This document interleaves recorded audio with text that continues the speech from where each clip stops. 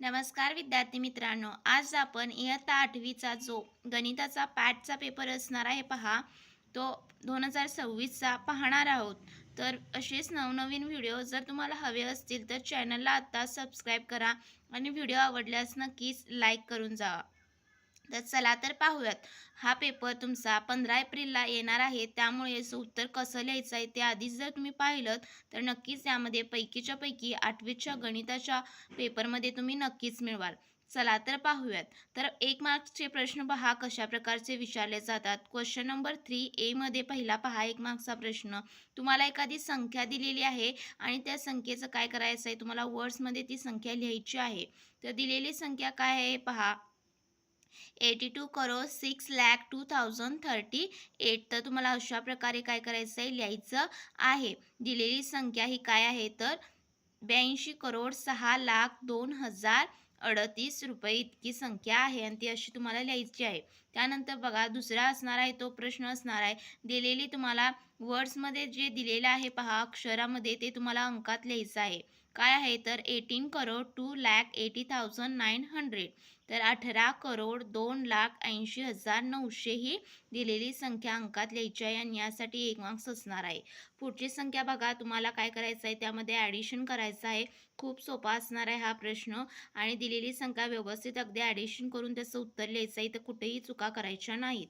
हा देखील 1 मार्क्सचा प्रश्न असणार आहे. बघा पुढचा पण, तर तुम्हाला एखाद्या गावाची त्यामध्ये टोटल पॉप्युलेशनची संख्या दिलेली आहे 17,770 आणि त्यामध्ये असे व्यक्ती आहेत जे काय करू शकतात तर इंग्लिश वाचू पण शकतात आणि लिहू पण शकतात. त्यांची संख्या किती आहे 8,547 आणि तुम्हाला काय काढायला सांगितलेलं आहे to find the people who can not read or write English. जर असे पीपल फाइंड करा जे इंग्लिश लिहू पण शकत नाहीत आणि वाचू पण शकत नाहीत.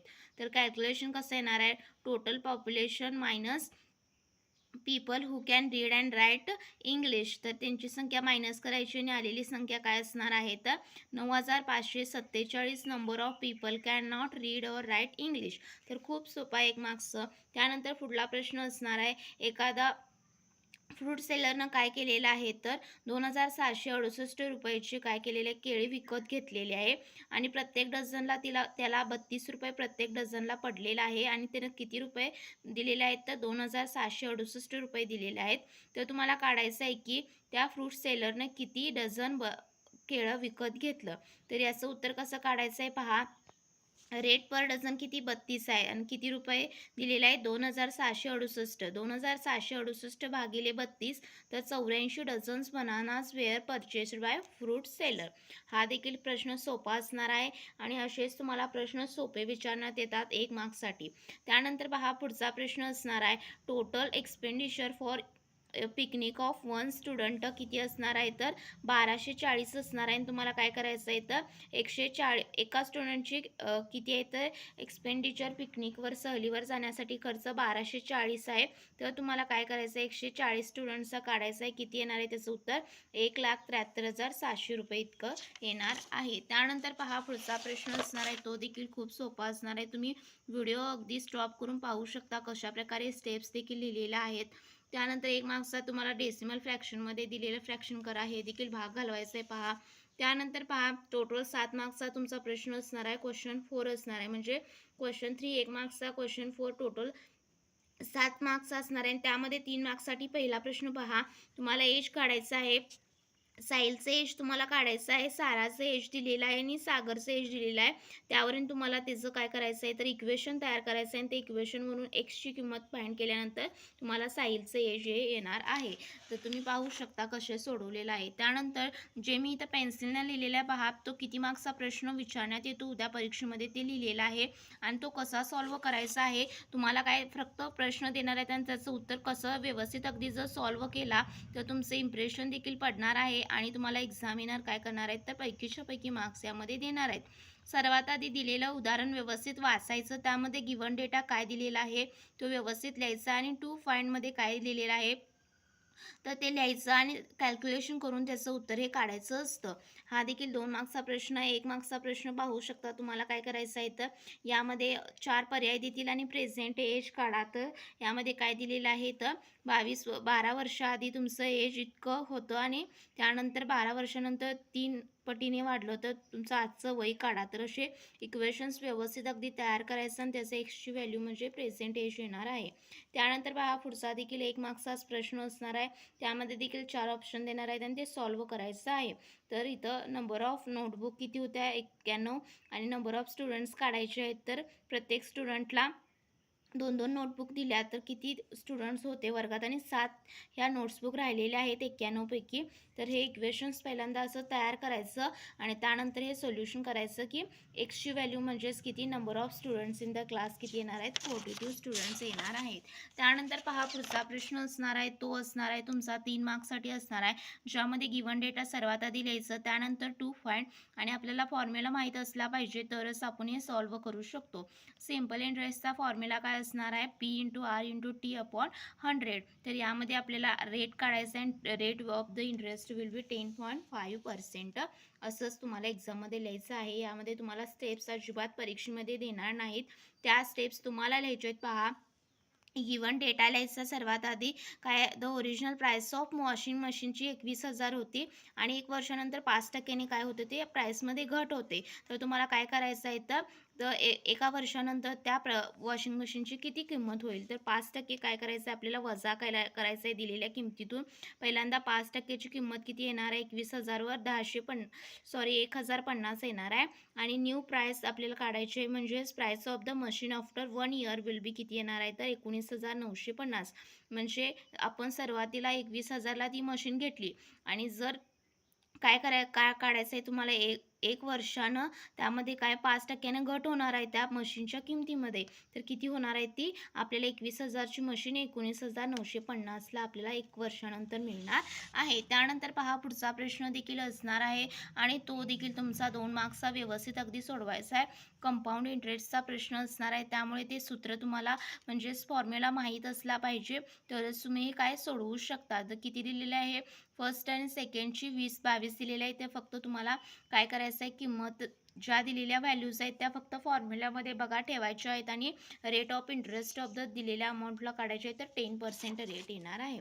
त्यानंतर पहा क्वेश्चनचा तुमचा पुढचा असणार आहे 6 असणार आहे 3 मार्क्ससाठी दिलेलं आहे. आपल्या क्वाड्रिलॅटरलची काय करायची एरिया काढायचा आहे.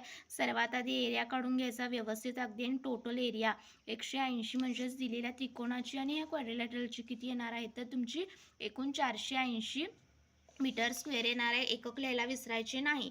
त्यानंतर पुढचा प्रश्न पण 1 मार्क्ससाठी असणार आहे, खूप सोपा असणार आहे. त्यामध्ये तुम्हाला व्हॅल्यूम ऑफ द क्युबाइड दिलेला आहे, त्यानंतर एरिया ऑफ द बेस दिलेला आहे आणि तुम्हाला हाईट काढायची आहे. सर्वात आधी तुम्हाला हा सूत्र माहीत असलं पाहिजे. व्हॅल्यूम ऑफ द क्युबाइड किती येणार आहे तर एरिया इंटू हाईट येणार आहे. हाईट काढायचे पहा किती आलेलं आहे 11 सेंटीमीटर. फक्त व्हॅल्यू पुटअप करून त्याचं भागाकार करून तुम्हाला लिहायचे आहेत. त्यानंतर बी असणार आहे, तो देखील तुमचा सोपा असणार आहे. पहा तुम्हाला काय काढायचे curved surface area of a cylinder. त्याचं सूत्र काय असणार आहे 2πRh. पायची किंमत ही नेहमी 22/7 असते आणि तुम्हाला आर दिलेला आहे पहा तिथं म्हणजे डायमीटर दिलेला आहे आणि रेडियस काय असतो तर डायमीटरच्या निम्मा असतो. त्यामुळे पहिल्यांदा रेडियस काढून घ्यायचा आणि तुम्हाला तिथं काय काढायचं आहे तर या हाईट पण दिलेली आहे. फक्त तुम्हाला curved surface area of cylinder दिलेलं काढायचं आहे आणि त्याचं एकक लिहायला म्हणजेच 1320 सेंटीमीटर स्क्वेअर. एकक सेंटीमीटर स्क्वेअर लिहायला विसरायचे नाही. हा 2 मार्क्सचा प्रश्न व्यवस्थित अगदी सोडवायचा आहे. त्यानंतर 1 मार्क्सचा प्रश्न असणार आहे, एक तुम्हाला डायग्राम देणार आहेत आणि त्यावर कोणता test of congruence of the given triangles are congruent तर त्याचा ऑप्शन निवडायचा आहे. पहा 4th ऑप्शन करेक्ट असणार आहे. Side angle side side side side angle side angle आणि अँगल सॅड. त्यानंतर पुढचा प्रश्न असणार आहे angle is not a set of congruence. कोणती सेट टेस्ट नाही आहे कॉन्ग्रुअन्सची तर अँगल ही टेस्ट नसणार आहे. त्यानंतर पुढचा असणार आहे पहा तो देखील 2 मार्क्ससाठी असणार आहे. त्यामध्ये दिलेला तुम्हाला एक ट्रायंगल देणार आहेत आणि त्यावरून काय काढायचं आहे तुम्हाला कॉन्ग्रुअंट कोणत्या टेस्टनुसार असणार आहे ते लिहायचं आहे. सर्वात आधी तुम्हाला अँगल त्यातले जे कॉमन आहेत ते लिहायचे, साईड कोणत्या कॉमन आहेत ते लिहायचे आणि ते टेस्ट कुठली येणार आहे सास म्हणजे साईड अँगल साईड ही टेस्ट येणार आहे. त्यानंतर पुढचा प्रश्न असणार आहे पहा 9वा प्रश्न असणार आहे तुमचा आणि यामध्ये तुम्हाला काय करायचं आहे ॲव्हरेज एज ऑफ काय करायचं आहे तुम्हाला सर्वात आधी गिवन डेटा लिहायचं. हा 3 मार्क्सचा लेंदी प्रश्न असतो त्यामुळे सर्वात आधी तिथं काय लिहायचं गिवन डेटा लिहायचं. त्यानंतर फाइंडमध्ये काय लिहायचं करायचं आहे तुम्हाला 3 पीपल्सचं टोटल एज काढायचं आहे आणि टोटल एज आफ्टर ओवी ॲड झाल्यानंतर त्यांचं म्हणजे 4 पीपल्सचं एज काढायचं आहे आणि त्यानंतर ओवीचं एज काढायचं आहे. टोटल एज किती येणार आहे तर average age into number of people. त्यानंतर न्यू टोटल एज किती येणार आहे, new average age into number of people किती येणार आहे 100 इयर्स येणार आहे. आणि त्यातून काय करायचं तर ओवीचं एज आपल्याला मायनस करायचं आहे. पहा new total age minus old total age तर 28 इयर्सची ओवी असणार आहे. त्यानंतर पुढचा प्रश्न 4 मार्क्ससाठी असणार आहे. तुम्हाला प्रश्न मी वाचून दाखवते. The number of books read by 40 students in the summer vacation is shown in the frequency distribution table. Complete the table to find the mean number of books read. तर अशा प्रकारे तुम्हाला टेबल दिलेला आहे आणि त्यामध्ये तुम्हाला ह्या किमती काढायला सांगितलेल्या आहेत. पाहू शकता काढलेल्या आहेत व्यवस्थित अगदी तुम्ही. आणि इथं आपल्याला मीन काढायचं आहे. The mean number of books read is 3 आणि mean x bar is equal to हे सूत्र माहीत असलं पाहिजे 120 भागिले 40 किती 3 येणार आहे. त्यानंतर बघा पुढचा प्रश्न देखील शेवटचा असणार आहे, त्यामुळे जाता जाता व्हिडिओला लाईक्स नक्कीच करा. चला तर पाहूयात. तर जो असणार आहे पहा शेवटचा प्रश्न एकूण 6 मार्क्ससाठी असणार आहे. क्वेश्चन 10 यामध्ये 1 मार्क्ससाठी तुम्हाला दिलेल्या पॉलिनॉमियलची डिग्री काढायची आहे. तर highest power of the x is 4 म्हणजे त्याची डिग्री 4 येणार आहे पहा. त्यानंतर 1 मार्क्ससाठी पुढचा प्रश्न असणार आहे आपल्याला काय करायचं आहे, divide and write the question and remainder. तर काय करायचं आहे तुम्हाला बाकी आणि क्वेश्चन लिहायचं आहे. इथं दिलेले पॉलिनॉमियलचं हे करून व्यवस्थित अगदी सोडवायचं आहे तुमच्या मेथडनुसार. इथं उत्तर दिलेलं आहे. रिमाइंडर 0 आणि क्वेश्चन किती येणार आहे 5m³ - 3m. त्यानंतर बघा इथं देखील तुम्हाला तिथंच डिव्हिजनच करायला लावलेलं आहे आणि क्वेश्चन आणि रिमाइंडर लिहायला लावलेलं आहे.